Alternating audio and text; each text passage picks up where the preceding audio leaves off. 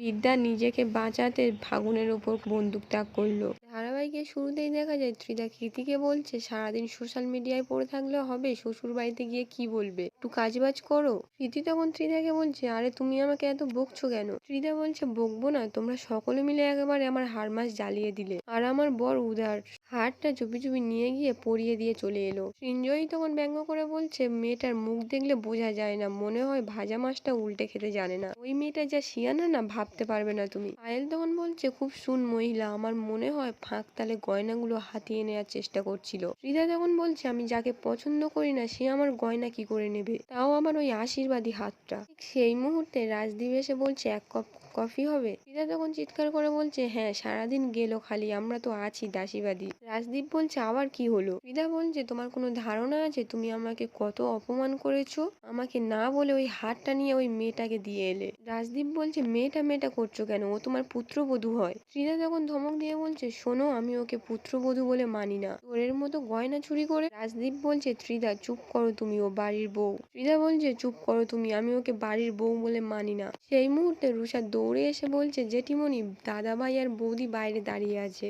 তখনই সৃঞ্জয়ী রুষাকে ধমক দিয়ে বলছে এই বৌদি মানে তুই ওকে বৌদি বলছিস কেন? রুষা যখন ভয় পেয়ে গিয়ে বলছে আমি ওরকম ভাবে বলতে চাইনি, আর কি বা বলবো। সৃঞ্জয়ী তখন চিৎকার করে বলছে তুই ওকে প্রফেসর বিদ্যা বলবি, বুঝতে পেরেছিস? ও এই বাড়ির বউ, এই পরিচয়টা আমরা মানি না। রাজদীপ তখন বলছে ঠিক আছে দাঁড়াও আমি যাচ্ছি। ত্রিধা তখন চিৎকার করে বলছে তুমি কেন যাবে, আমি যাবো। সৃঞ্জয়ী আয় তো বলেই গেটের সামনে এসে বিদ্যাকে বলছে তুমি কেন এই বাড়িতে এসেছো। বিদ্যা তখন ত্রিধাকে বলছে ভয় নেই, এই চৌকাট আমি পেরোবো না, কিছু জিনিস ছিল সেগুলো ফেরত দিতে এলাম। সৃঞ্জয়ী বলছে বলো হাতিয়ে নিয়েছিলে, ঠিক মতো ম্যানেজ করতে পারোনি তাই ফেরত দিতে এসছো। বিদ্যা বলছে চাইলে অনেক কিছু করতে পারতাম, এই বাড়িতে ঢুকে আপনার মাথার উপর বসে পটাং পটাং করে চুল ছিঁড়তে পারতাম। সৃঞ্জয়ী বলছে এই ভদ্রভাবে কথা বলো। বিদ্যা বলছে আপনি ভদ্রতা শেখাচ্ছেন, বাড়ির বউকে চৌকাঠে দাঁড় করিয়ে অপমান করা, তার শ্বশুরমশাই একটা আশীর্বাদ করে হাত দিয়েছিল সেটা ছিনিয়ে নেওয়া, ছি আর কত, নিচে নামবেন। ত্রিধা তখন চিৎকার করে বলছে বিদ্যা এভাবে আমার সাথে কথা বলবে না। বিদ্যা বলছে প্লিজ আপনি এভাবে চোখ রাঙাবেন না। তখনই পায়েল চিৎকার করে বলছে জেঠিমা কাকিমা ওর গলায় হারটা দেখো, আশীর্বাদী হারটা। সৃঞ্জয়ী তখন বলছে পড়বে তো, জীবনে এই হার চোখে দেখেছে ও, বাপ খেদানো মা খেদানো, এরকম হার ও জীবনে চোখেও দেখেনি। বিদ্যা তখন বলছে এরকম হার দেখেছে কিনা জানি না, কিন্তু আপনার মতো স্যাম্পেল আর একটাও দেখিনি। সৃঞ্জয়ী তখন রেগে গিয়ে বিদ্যার উপর চিৎকার করে ওঠে। বিদ্যা বলছে চিৎকার করবেন না, আমি একজন প্রফেসর,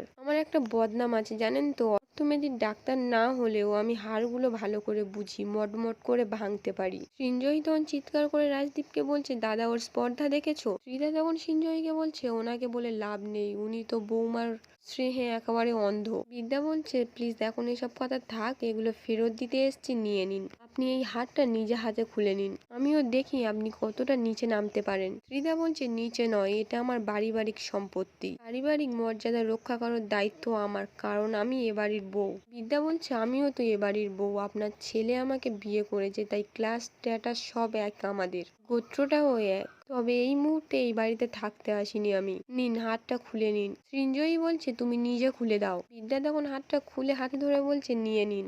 ত্রিধা হাতটা নিয়ে নিতেই বিদ্যা বলছে সোনার দোকানে গিয়ে হাতটা মাপিয়ে নেবেন, যদি কিছু কম হয় আমি মূল্য ধরে দিয়ে দেব। ত্রিধা তখন বলছে তুমি কিন্তু আমাকে অপমান করছো বিদ্যা। বিদ্যা বলছে আপনি আপনার পুত্রবধূর গলা থেকে হার খুলে নিয়ে তার থেকে বেশি অপমান করেছেন। তখনই রাজদীপ বলছে একদম জমে গেছে, কেমন বউ এনেছি বলো, একেবারে ধোতা মুখ ভোতা করে দিয়েছে তো। ত্রিধা তখন ধমক দিয়ে রাজদীপকে বলছে একদম চুপ করো, একদম বাজে কথা বলবে না তুমি। আর বিদ্যাকে বলছে তুমি এবার আসতে পারো। বিদ্যা বলছে না এখনো বাকি আছে, এই যে হার চূড় আপনার স্বামী দিয়েছিল নিয়ে নিন। সৃঞ্জয়ী যখন ব্যাগটা বিদ্যার হাত থেকে কেড়ে নেয় তখন বিদ্যা বলছে আর কোনোদিন বলবেন না যে বাড়ির বউ চোর, অবশ্য আপনাদের পক্ষে সবকিছুই সম্ভব। সৃঞ্জয়ী বলছে হ্যাঁ, ক্রিমিনালের মেষ, তোমার পক্ষে সবকিছুই সম্ভব। বিদ্যা তখন সৃঞ্জয়ীকে বলছে আপনি না একটু বেশি কথা বলেন, আপনার দাঁত ভেঙে দিলে না ওই চিবিয়ে চিবিয়ে কথা বলতে আর পারবেন না। সৃঞ্জয়ী তখন প্রচন্ড রেগে গিয়ে বলছে তোমার এত বড় স্পর্ধা। বিদ্যা বলছে স্পর্ধা দেখালে তো এখানে তাণ্ডব দেখতেন,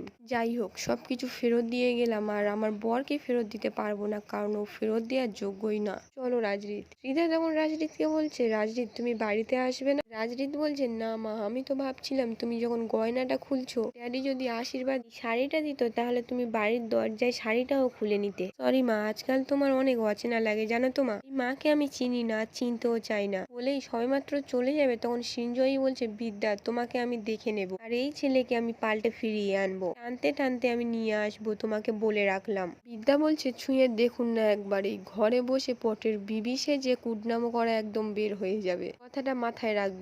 বলেই রাজরিতকে নিয়ে ওখান থেকে চলে যায়। রাজদীপ তখন আনন্দে হাততালি দিতে দিতে বলছে, এটাই তো চাই, একদম ফার্স্ট ক্লাস হয়েছে, যেমন বুনো ওল তেমনি বাঘা তেঁতুল। এদিকে তখন পঙ্কজ রাজরিতকে বলছে, এই নাও বাবা জীবন, তোমার হাতের মাছ, যেটা নিয়ে শ্বশুর বাড়িতে ঢুকতে হবে। আপনি চিন্তা করবেন না, আপনার স্ত্রী সময় মতো ইনফরমেশন দিয়ে দিয়েছে, আরে বোন পাতিয়ে ফেলেছি বোন, তাই আমি আপনার বড় শালক। বলেই মাছ আর মিষ্টিটা রাজরিতের হাতে দেয়, আর রিভলভার বের করে বিদ্যাকে বলছে, এটা আপনি ধরুন। বিদ্যা বলছে, কিন্তু আমি তো চালাতে জানি না। পঙ্কজ বলছে, চালাতে হবে না, কাছে রাখুন, লোক দেখলেই চমকে যাবে, আপনার জন্য একটা বিশাল ব্যবস্থা করা হয়েছে। বিদ্যা তখন রিভলভারটা ব্যাগে ঢুকিয়ে নিয়ে বলছে, তাহলে আমার ইন্টেনশনটা ঠিক। পঙ্কজ বলছে, আপনি ঠিকই বলেছেন, আপনার ওই জন্মদাতা পিতা একজন অমানুষ, দিরাগমনটা একটা ফাঁদ, ঠিকই ধরেছেন। রাজরিত বলছে, কিন্তু ভিতরে তো যুক্তা আছে আর আমার শ্বশুর মশাই। পঙ্কজ বলছে, হ্যাঁ যুক্তা আছে, কিন্তু আরো একজন আছে। বিদ্যা তখন বলছে, আমি যদি কোনো ভুল না করে থাকি তাহলে ওখানে ফাগুন আছে। বিদ্যা নামক কাঁটাটি সারা জীবনের মতো সরাবার জন্য এই ফাঁদ পেতেছে স্বয়ং কাশ্যপ ব্যানার্জি। পঙ্কজ তখন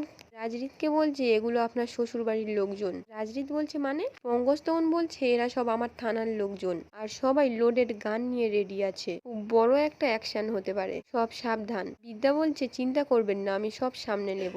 রাজরিত তখন বলছে, আমরা শ্বশুর বাড়িতে দিরাগমনে যাচ্ছি না যুদ্ধক্ষেত্রে যাচ্ছি? বিদ্যা বলছে, যুদ্ধক্ষেত্রে। রিত তখন পঙ্কজকে বলছে, পঙ্কজ বাবু, আপনি কিন্তু সঠিক সময়ে এন্ট্রি নিয়ে নেবেন। পঙ্কজ বলছে, আপনি চিন্তা করবেন না, আপনি এখন আসুন। আজকের এপিসোডটি এখানেই শেষ হয়ে যায়। কেমন লাগলো প্রফেসর বিদ্যা ব্যানার্জি কমেন্টে জানাতে ভুলবেন না।